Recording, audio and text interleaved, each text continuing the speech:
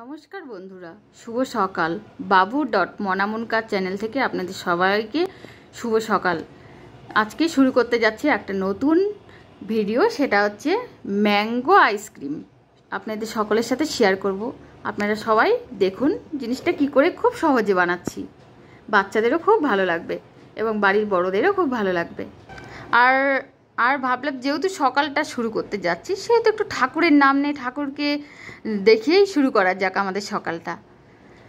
নমস্কার বন্ধুরা, এবার শুরু করছি আমার আইসক্রিম বানানো। প্রথমে গ্যাস জ্বালিয়ে আমি কিছুটা দুধ, এই হাফ লিটারের মতো দুধ আমি একটু জাল করতে বসিয়েছি। দুধটা একটু ভালো করে ফুটে কিছুটা শুকিয়ে যাবে যখন দুধটা, তখন আমি এর মধ্যে দিয়ে দেব। আর এখানে কিছুটা আম নিয়েছি, আরও আম আমি ছাড়িয়ে নেব। এখানে আমার আরও কিছু আম আছে, এখানে আমগুলো আমি একটু ভালো করে ছাড়িয়ে নেব। ছাড়িয়ে নিয়ে তারপরে আমি দেখাচ্ছি বাদবাকিটা। আমি এ কটা আম নিয়েছি, আমি এই কটা আমের করবো, তার মধ্যে একটা আম আমি ছাড়িয়ে নিয়েছি, বাদবাকি আমগুলো আমি খোসা ছাড়াবো। দাঁড়াও, তারপরে আমি দেখাচ্ছি। এবার আমি একটা মিক্সার নিয়েছি, মিক্সারের মধ্যে আমি আমগুলোকে ঢেলে নেব। আমগুলোকে মিক্সারের মধ্যে ঢেলে দিয়ে একটু ব্লেন্ড করে নেব। চলুন ব্লেন্ড করে হচ্ছে আমার এবার এটা ব্লেন্ড করা। ব্লেন্ড করার পর আমটা দেখতে এতটা এরকম টাইপের গাঢ় থাকবে, এরকম গাঢ় থাকবে আমের ব্যাটারটা। তারপরে বোল নিয়ে নিয়েছি, বোলের মধ্যে আমি 1 চামচ কর্নফ্লাওয়ার একটু জলে গুলিয়ে নেব, তাহলে জিনিসটা বেশ খচখচে বরফ বরফ ভাবটা থাকবে না, একটা সফট ভাব লাগবে। এবার আমি যে দুধটা যে জাল বসিয়েছি এর মধ্যে এই কর্নফ্লাওয়ার ব্যাটারটা ঢেলে দেব, দিয়ে কিছুক্ষণ একটু নাড়াচাড়া করে জাল হতে দিব। দেখুন আমার দুধটা অনেকটা শুকিয়েও এসেছে, অনেকটা ঘনও হয়ে গেছে। এবার দুধটা কিছুক্ষণ নাড়াচাড়া করে তারপর আমি এর মধ্যে ঢেলে দিব। এবার আমি এই দুধটার মধ্যে অ্যাড করলাম চিনি। খুব বেশি চিনি দেব না, কারণ তো দুধটাও অনেকটা শুকিয়ে গেছে, আমটাও বেশ মিষ্টি আছে। 2 চামচ একটু আর অল্প চিনি দিলাম। এবার একটু ভালো করে নেড়ে নিলাম,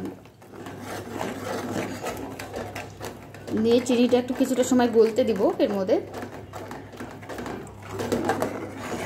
দেখুন আমার দুধটা অনেকটা ঘন হয়ে গেছে, দুধটা শুকিয়েও গেছে অনেকটা।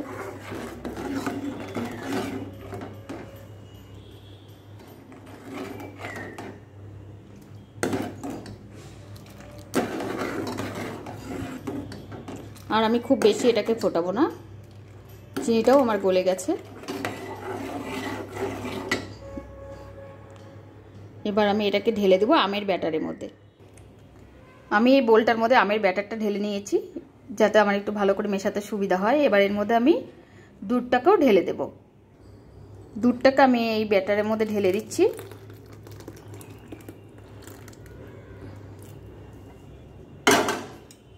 ঢেলে দিয়ে বেশ করে এবার একটু এটা দিয়ে নেড়ে দিচ্ছি, তাহলে জিনিসটা বেশ মিশে যাবে আমার।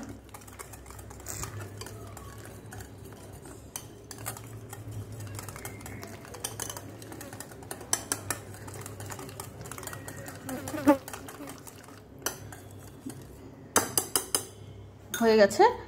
এবার ঘনত্বটা এরকম ব্যাটারটা তৈরি করে নিয়েছি আমি আইসক্রিমটার জন্য, এরকম ব্যাটারটা তৈরি করে নিয়েছি। কিছুটা সময় আমি ব্যাটারটাকে একটু ঠান্ডা হতে দিয়েছি। ব্যাটারটা কিছুটা ঠান্ডা হয়ে গেলে আমি এটা ঢেলে দেব। এখানে আমার ব্যাটারটা এখন পুরোপুরি ঠান্ডা হয়ে গেছে।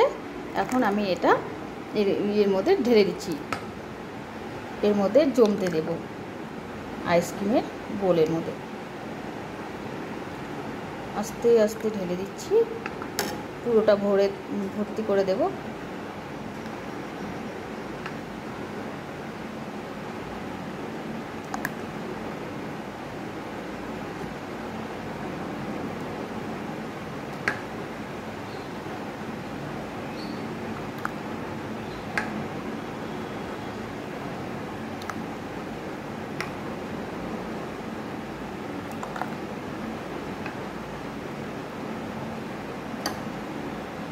এইভাবে আমি আইসক্রিমগুলো ঢেলে পুরো রেডি করে নিয়েছি। এবার আমি এগুলোকে ফ্রিজের মধ্যে স্পুন বসিয়ে ফ্রিজের মধ্যে জমতে দেব। কিছুটা বেশি হয়েছে বলে আমি এরকম কতগুলো চায়ের কাপ নিয়েছি, নিয়ে এগুলোর মধ্যেও আমি ঢেলে দেব।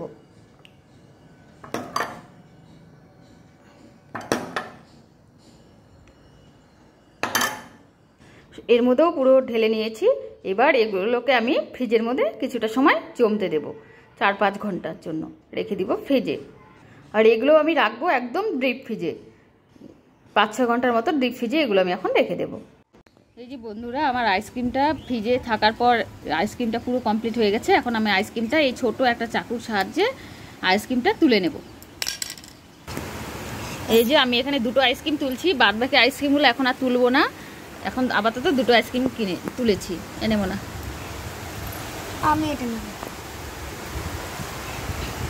নমস্তে, খাও, খেয়ে বলো কেমন হয়েছে। দারুণ। এই যে আমার ছেলে আর মাসি খাচ্ছে। দারুণ হয়েছে। কেমন হয়েছে বলো মাসি, কেমন হয়েছে? মাছিটাও ডিস্টার্ব করতে চলে এসেছে। আচ্ছা, মাছিও খেতে চলে এসেছে, এত ভালো হয়েছে। ঠিক আছে বন্ধুরা, এইভাবে আপনারা বাড়িতে একবার ট্রাই করে দেখবেন, খুব ভালো লাগবে আশা করি।